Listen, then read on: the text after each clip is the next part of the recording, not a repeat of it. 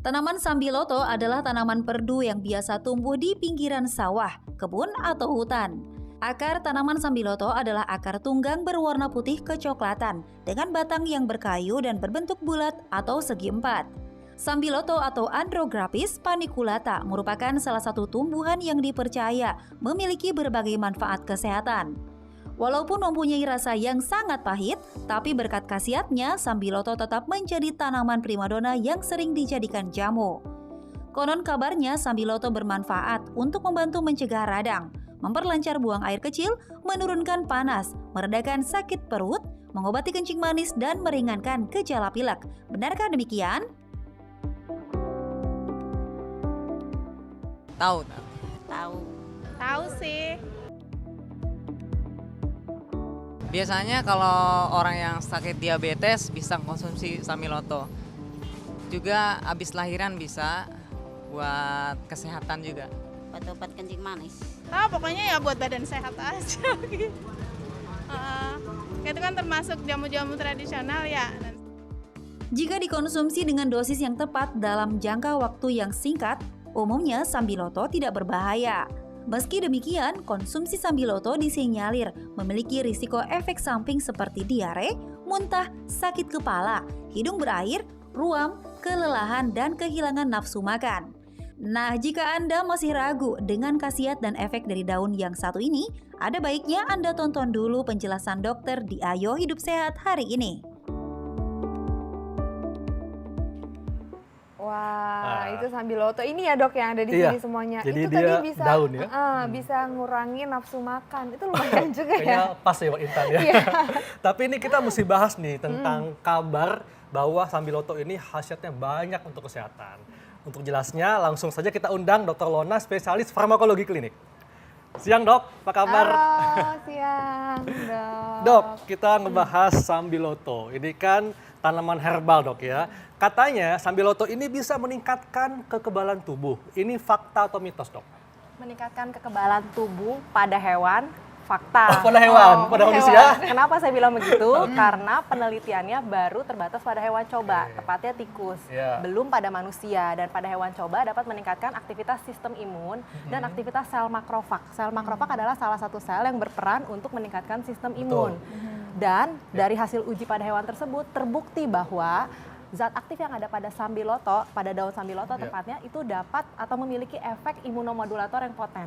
Imunomodulator artinya meningkatkan sistem imun atau meningkatkan kekebalan tubuh. Jadi kalau pada manusia ini masih mitos dok? Masih mitos. Oh mitos ya ternyata. Oh ternyata masih mitos ya buat manusia. Iya. Belum terbukti pada manusia melalui uji klinik. Baik dok. Gitu. Jadi masih baru untuk hewan aja ya. Penelitiannya baru terbatas pada hewan, tidak menutup kemungkinan di kemudian hari dilanjutkan dengan penelitian pada manusia. Setuju dong. Jadi memang alurnya sebelum diteliti pada manusia itu harus diteliti pada hewan dulu. Betul. Jadi tidak menutup kemungkinan daun sambiloto nanti diteliti pada manusia dan mungkin bermanfaat untuk meningkatkan kekebalan tubuh. Dan katanya nih dok, ibu hamil atau menyusui tidak boleh mengkonsumsi sambiloto. Ini fakta atau mitos? Kalau itu fakta. Oh, kenapa? Kenapa demikian? Karena belum terbukti atau belum ada pembuktian ilmiah yang benar-benar menyatakan bahwa ibu hamil dan wanita menyusui aman mengkonsumsi daun sambiloto. Yang dikhawatirkan apa? Ibu hamil itu kan sedang mengandung janin. Dikhawatirkan terjadi kontraksi yang abnormal yang nantinya akan meningkatkan resiko keguguran dan mengganggu kesehatan janin serta bayi apabila si ibu menyusui. Karena belum ada penelitian atau belum ada uji yang memastikan bahwa berapa konsentrasi zat aktif yang ada di daun sambiloto yang dikeluarkan melalui ASI. Kalau berlebihan dan sampai dikonsumsi oleh si bayi yang sedang menyusui, dikhawatirkan dapat mengganggu kesehatan. Jadi resiko dok. Iya, alangkah baiknya tidak mengkonsumsi daun sambiloto maupun olahan produknya pada kelompok yang beresiko seperti wanita hamil dan ibu menyusui.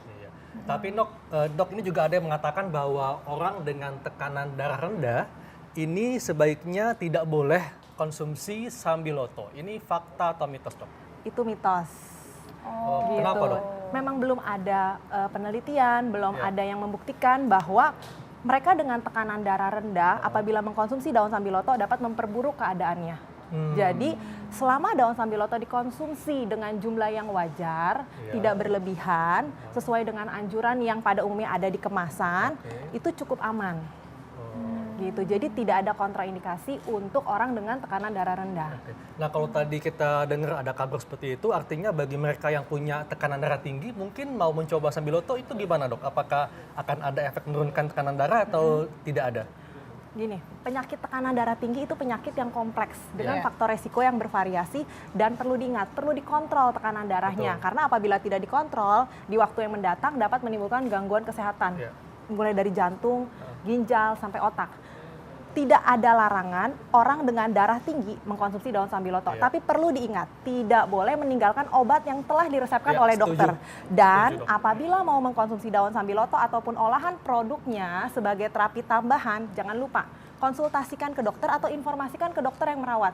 Kenapa demikian? Dikhawatirkan zat aktif yang ada di daun sambiloto ini bisa berinteraksi dengan obat yang diresepkan oleh dokter. Nah, kalau kayak begitu bukan manfaat yang didapatkan, malah gangguan kesehatan. Resikonya ya dok ya. Dok, kabarnya nih, sambiloto bisa menurunkan kadar kolesterol. Ini fakta atau mitos? Itu fakta.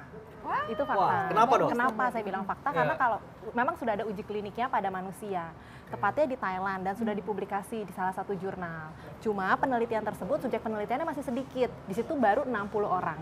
Mereka yang mendapatkan ekstrak sambiloto yang mengandung zat aktif andrografolite. Jadi di daun sambiloto ada zat aktif yang namanya andrografolite. Di penelitian tersebut mereka mengkonsumsi sebanyak 120 gram per hari ekstrak sambiloto yang mengandung andrografolite dan terlihat efek penurunan kadar trigliserid atau lemak darah. Tapi perlu diingat, di penelitian tersebut mereka selain mengkonsumsi daun sambiloto juga melaksanakan pola hidup sehat dengan berolahraga rutin dan membatasi asupan kalori serta lemak jenuh. Dan selain itu, ini kan penelitiannya masih sedikit, baru 60 untuk memastikan manfaat, keamanan, serta efek samping yang mungkin timbul apabila seseorang mengkonsumsi daun sambiloto sebagai obat penurun kolesterol belum terbukti benar karena belum banyak yang ikut serta dalam penelitian tersebut. Selain itu, perlu diingat, orang dengan kadar kolesterol yang tinggi biasanya mendapatkan obat yang telah diresepkan oleh dokter. Jadi wajib menginformasikan ke dokter yang merawat kalau mau mengkonsumsi sambiloto rutin.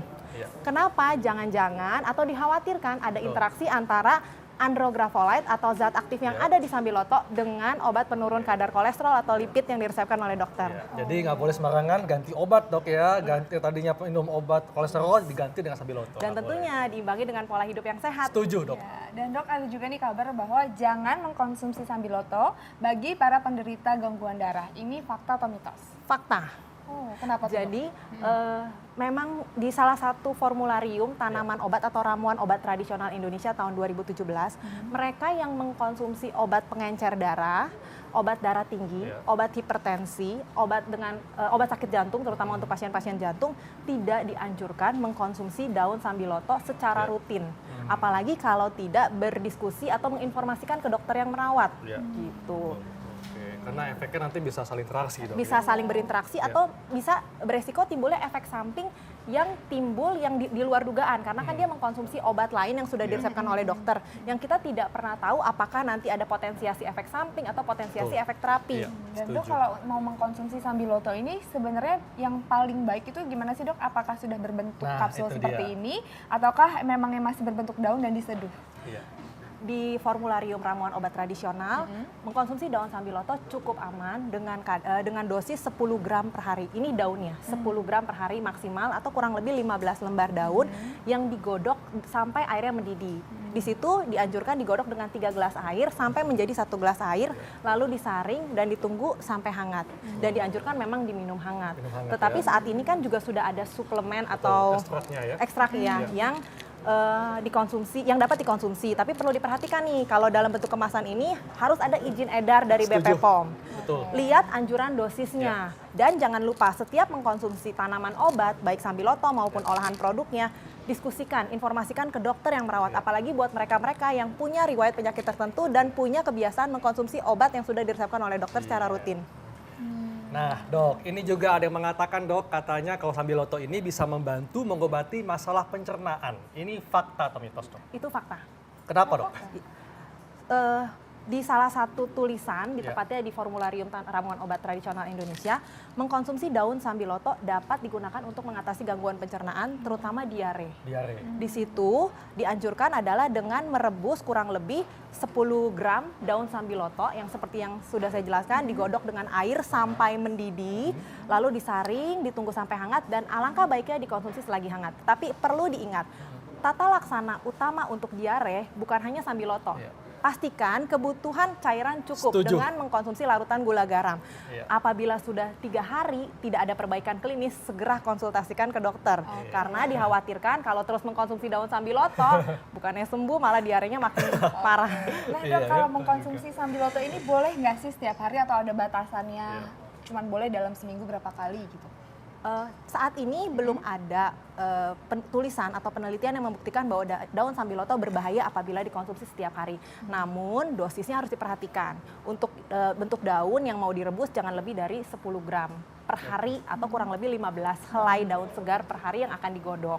Untuk suplemen seperti ini pastikan dosis yang tertera karena setiap produk pada umumnya bervariasi. Jadi benar-benar harus diperhatikan. Izin edarnya juga harus diperhatikan. Gitu. Baik dok, terima kasih penjelasannya, sangat manfaat sekali. Iya.